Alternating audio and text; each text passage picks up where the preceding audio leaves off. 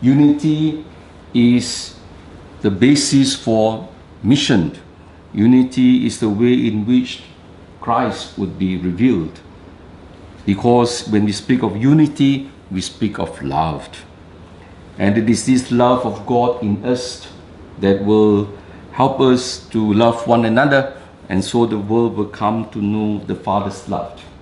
And that is why in the last prayer of Jesus, the priestly prayer, the last testament that he bequeathed to the church is to pray for unity, because he knows that human beings as such, they are very often divided because of sin.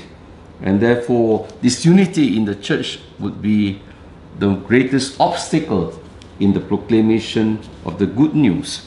And so in order to be grounded in unity, then the first thing, we must be grounded in the Lord. We cannot speak of unity unless we are all united in God. And that is why Jesus said, with me in them and you in me, may they be so completely one that the world will realize that it was you who sent me. So the first basis of unity is that we must be, all of us, we must be united with the Lord in heart, in mind. If we love the Lord, we will do anything for him. We will make compromises, and we will give up our differences. And secondly, also it's important, if we want to promote unity, we need to see the big picture. We need to see the greater goal ahead of us, because we tend to be parochial minded. We tend to think of our own area that we are in charge of, our own what we call responsibility. But we have to realize that all of us, we are working for a common goal, and the common goal is the advancement of the gospel. It doesn't matter whether it is this group, that group, because all of us, unless we work together for each other, with each other, then we can truly promote the gospel. And so finally, you want to promote this unity, then what must we do? As Jesus has said, we need to pray. Prayer is very important to help us to be united with the Lord.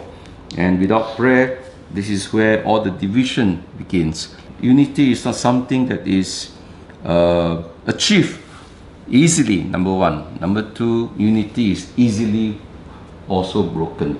If people are hurt, then we need to really extend the healing grace of God and to pray for healing, because otherwise, and that is true, many of us, especially who are bitter, we are working from our anger, from our resentment, and that's why you won't produce fruits like that. You won't produce fruits unless it comes from joy, it comes from love, it comes from what we call a sense of freedom.